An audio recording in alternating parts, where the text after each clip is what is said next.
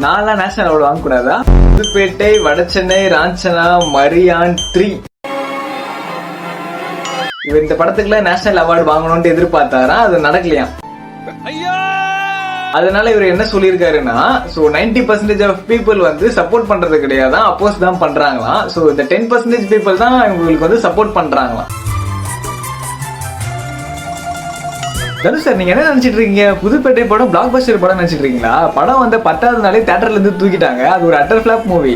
அந்த படத்தை கல்ட் கிளாஸுக்கு ஆக்குனது அந்த 90% ஆஃப் பீப்புள் தான்.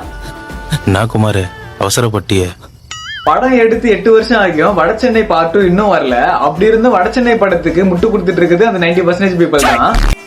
அவன் இன்னும் திருந்தல மாமா. சரி, அதெல்லாம் விடுங்க. ஆடுகளம் படத்துக்கும் அசுரன் படத்துக்கும் நீங்க நேஷனல் அவார்டு வாங்குங்க. உங்களுக்கு ஈக்குவலா பெர்ஃபார்ம் பண்ணவர் தான் ஜி பிரகாஷ். அந்த 2 படத்துக்குமே அவருக்கு நேஷனல் அவார்டு கிடைக்கல. நீங்க இதை பத்தி ஏதாவது பேசுனீங்களா? ராயன் படமோ கேப்டன் மில்லர் படமோ நேஷனல் அவார்டுக்கு தகுதி இல்லதான். மனசு இல்லனாலும் அதான் நேசம்.